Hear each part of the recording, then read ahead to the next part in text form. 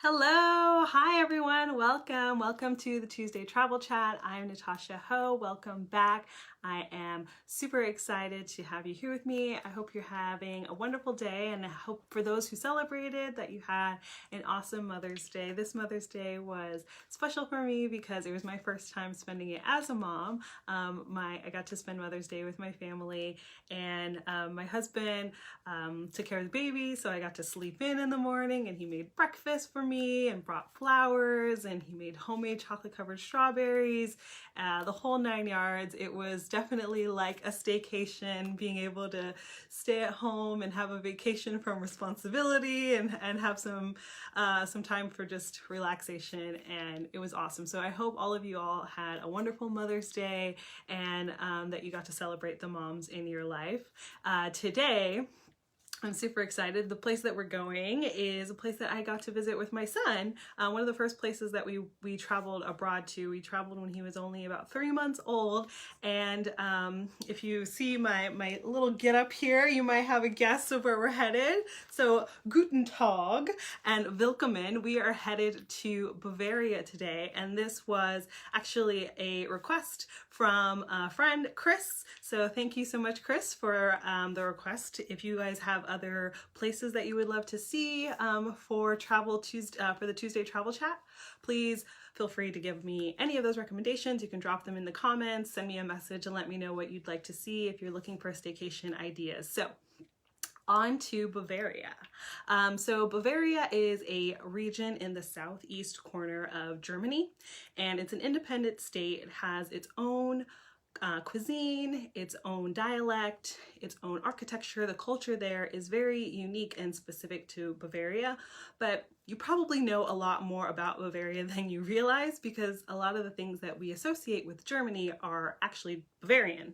Like if you think of the dirndl that I'm wearing, and when you think of Germany, you think of this, or you think of lederhosen and sausages and beer halls and Oktoberfest, all of those things, pretzels, that's all from Bavaria. So pretty much a lot of the ideas that we have about German culture come from the Bavarian region. So it's a perfect way, if you're trying to get a taste of Germany, to specifically check out Bavaria and bring home a Bavarian staycation. So today we're going to talk about how you can do that, what you can do, eat, and watch to have a Bavarian staycation, and to bring a beer hall experience to your own home. So where we're going to start is the beer hall. The beer hall is a quintessential part of a German experience, specifically in Bavaria. They're everywhere. It's pretty much an enormous pub that specializes in beer, and they're usually attached to a brewery. And so it could be, the inside it's called a beer hall. If it's outside, it's called a beer garden.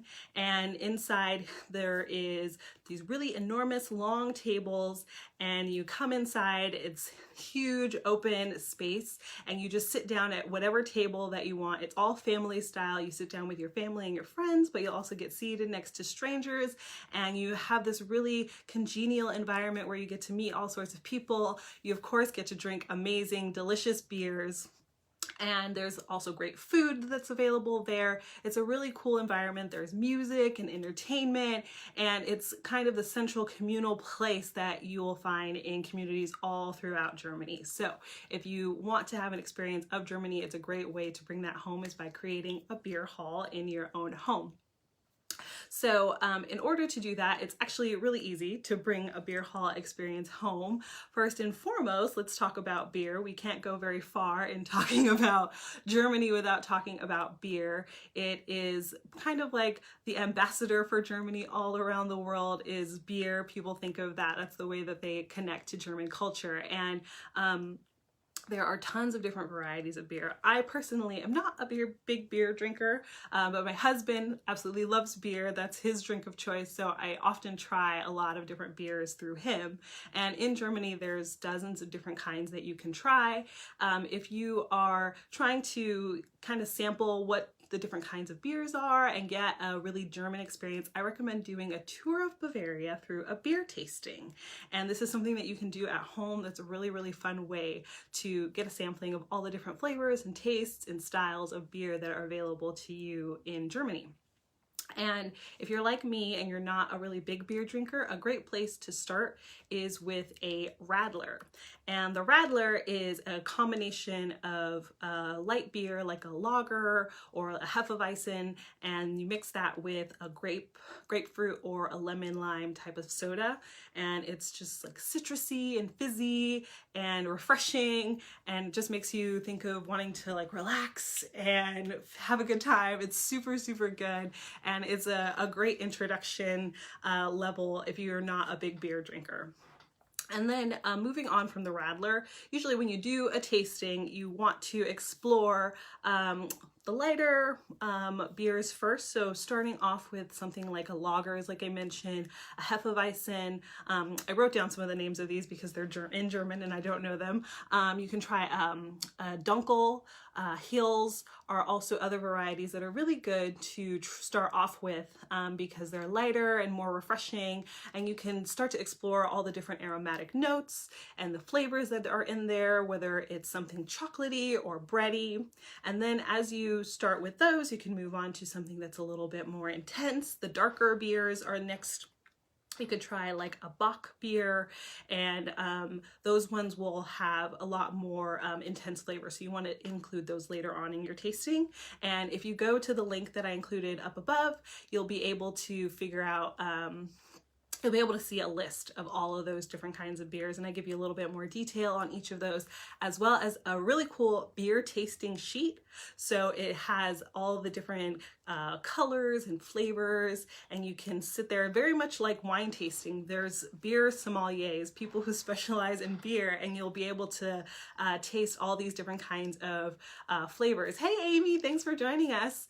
And you'll be able to pick out what are the aromatic notes and what are all these different flavors and how to pair them with different things. So check out that beer tasting sheet. It's a really cool thing to add to doing a beer tasting, because then you can really appreciate all the different flavors that go into the beer.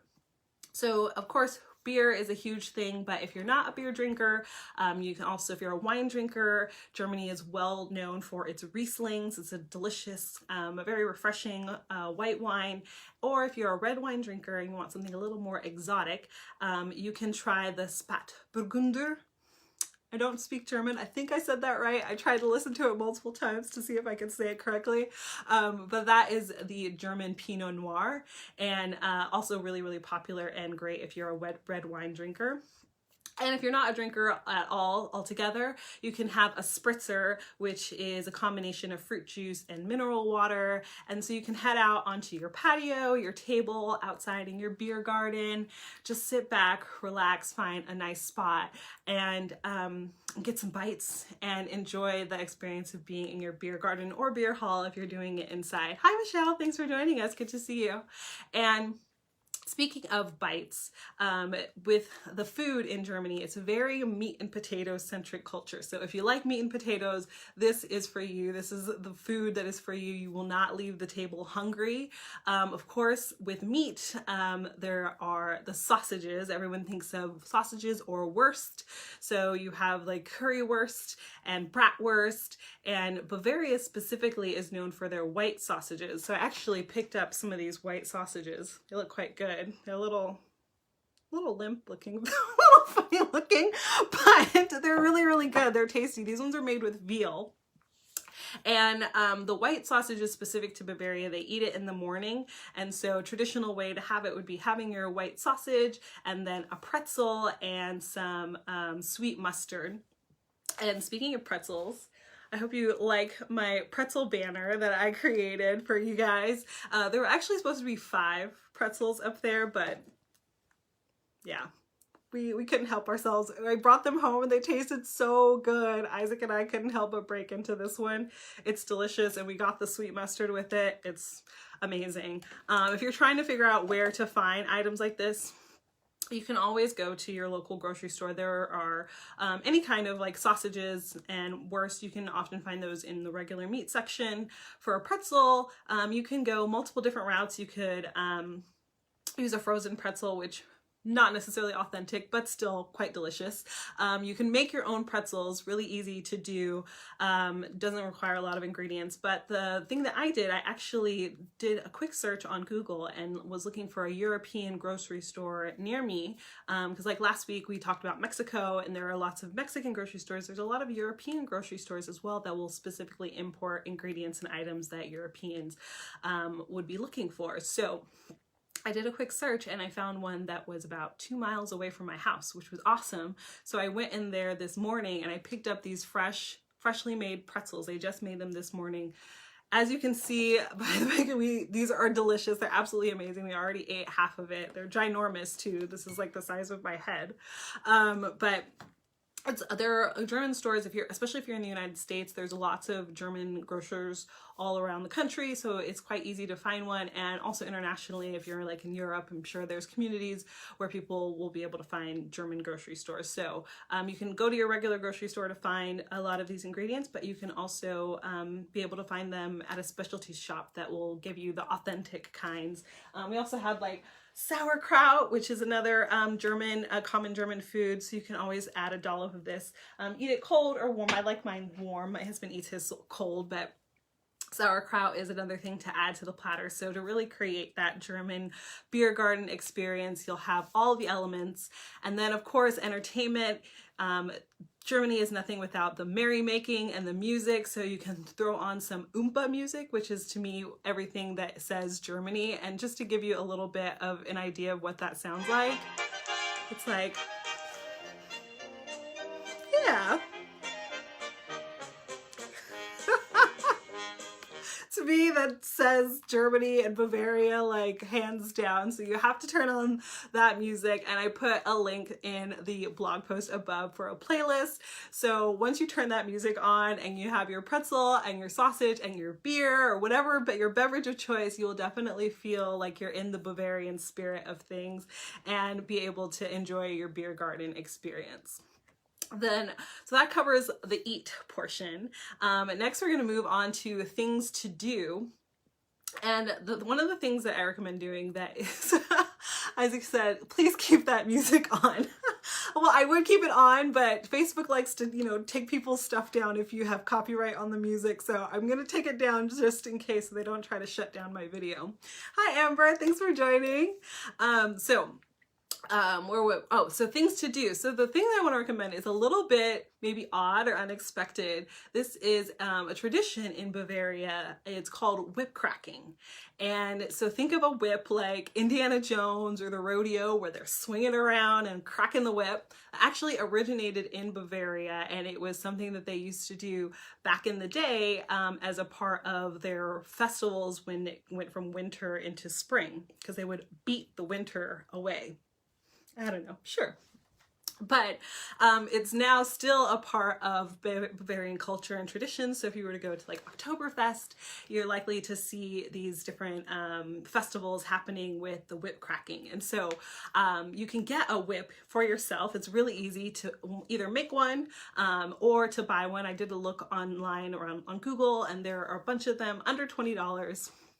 And so the competition is basically you're trying to crack your whip on demand. And that cracking sound that the whip makes, it's actually a miniature sonic boom.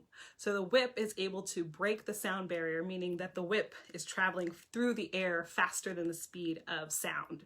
So they're trying to do that over and over again on demand, which is a lot more difficult than it sounds. I actually was trying to play around with some stuff, and I turned something into a whip, and I was like trying to get it to make that cracking sound. It's a lot harder than it sounds. If you've ever done it when you were a kid, like with a towel, where you're trying to make that whipping sound, it takes a little bit of practice, but it's a really fun activity. And if you have older kids, it's a good one to include them in. You can just get in the backyard, start shaking, cracking the whip. But if you have younger kids, another thing that you can do that is very much a great way to bring German culture home is taking us back to fairy tales and story time and bedtime stories. A lot of the stories that we associate with fairy tales and growing up are actually originated in Germany. So if you've heard of Grimm's fairy tales, Grimm, hi Leanna, welcome. If Grimm's fairy tales actually are from Germany. So stories like Hansel and Gretel, which Hansel and Gretel, you hear the names, of course, they're very German. Rumpelstiltskin, Cinderella, Snow White, Sleeping Beauty. What are some of the other ones? I wrote them down. Little Red Riding Hood, Rapunzel, those are all German folk stories. So you actually may not have even realized that you were getting a taste of German culture in Bavaria through the stories that you were hearing as a little kid. So of course there are the Disneyified versions, which are very sweet and have happy endings and everyone lives happily ever after. But if you really want to dive into the German versions, the Grimm's versions, which are a little more grim and a little more gruesome, it's actually really interesting to go back and listen to some of those stories. They're available online for free. They're in the public domain, so you can go through and read those stories with your kids. And I don't know, maybe you might wonder how little German kids slept at night after hearing some of these stories. I remember the first time I heard the real ending to Cinderella, and it's like one of the sisters cuts off her foot to try to fit into the glass slipper, and the other one I think she had to like dance on, oh man, I don't remember. It was quite gruesome. Oh, it was a bird like pecked her eyes out or something. It's quite gruesome. It's a little different than what you remember as a kid, but it's really interesting because it does give you a window into German culture, which is a little bit different. Perhaps they just felt like their kids were able and mature enough to handle those kinds of stories. Actually, over there, kids can start drinking beer when they're 16, and so that's, I guess, yeah, they have a more mature look at the kids over there, so they can handle those more mature stories, and they can handle their beer. Another thing that is a really great way to connect with German culture is something really simple. Germany is known for their beautifully engineered cars, BMW, Mercedes-Benz, the Audi, and they really pride themselves on those, as well as the Autobahn, which is the roadway where you can drive, like, there's no speed limit. You can drive as fast as you want. It has winding roads through the countryside. And so a great way to connect with the Bavarian experience, or just, you know, being able to travel in Germany, is to hit the road and to go out and just have an adventure on the road. How many times have you actually just got in your car and just like went anywhere just for a drive, not with any intention of hitting a destination, but to just enjoy the experience of riding on the road and looking around and being in a place that you may not recognize, that you may not frequent? I did this a few days ago, actually, and I just got in the car with my son and we just started driving, and we went into a neighborhood that I didn't know, and there was this beautiful woods, and it was just really relaxing to just be somewhere different, but not really have any intention or goal of getting anywhere, but just to enjoy the moment of being there and being, you know, wherever I was at that moment. My husband and I also, we went to a town that's right next door to where we are, and we were driving through. It's called Stillicum, and just by going outside of our normal route and where we normally frequent, it felt like we were in a new place. Like we were talking about, like, oh wow, it's like we've gone on vacation because we're walking around this town that we don't normally go to, and we're seeing things that we don't normally see. So you don't have to go very far, and you don't have to travel abroad necessarily to have that experience of feeling like you're in a foreign place, because you just get out of your normal comfort zone, your normal places that you frequent, and you can suddenly feel like you're on a whole new adventure, you're in a new place. So you can just hop in your car and enjoy the drive. Turn on some more of that Oompa music. You know, I know Isaac was loving this. You turn some of that on and suddenly you're back in Bavaria, right? So you don't have to listen to that music, by the way. Please listen to whatever you like. Germany is also known for electronic music. So if you want to listen to some techno music, whatever is your style, you can listen to that. You don't have to listen to the Oompa music, but it's a really great way to take yourself out of your normal routine and feel like you're on vacation. And another thing that's is really cool if you're in the US is that we have lots of little Bavarian towns throughout the United States. We have a lot of German immigrants in the US, and so they've built different towns around the country that are like little miniature versions of Bavarian cities. So near me in Washington, we have a city called Leavenworth, and it looks like you've just stepped out of, you know, your normal city and into this tiny, adorable German town. And there are versions of this across the country. I looked, there's Oregon and Texas, Iowa, Minnesota, lots of different states have these tiny little Bavarian towns, and I have a full list of them in the blog post in the description, so you can click on that and check it out. But you can drive off to one of these little towns and walk around, and it's like you've stepped into Bavaria, literally. Like the buildings look like Bavaria. If you wanted to pick up, you know, some pastries or pretzels or a beer or something, you can walk into one of these little shops and they sell all the stuff. It's like you've really truly stepped into a little piece of Germany. So that, if you are in the US, that's a really fun option that you can seek out one of those that's close to you. And once we're able to, you know, travel a little bit more, even if we're not able to travel abroad, if you want to still travel locally, domestically, if you're in the United States, is a really great way for you to feel like you've gone to, you know, a really cool little Bavarian village.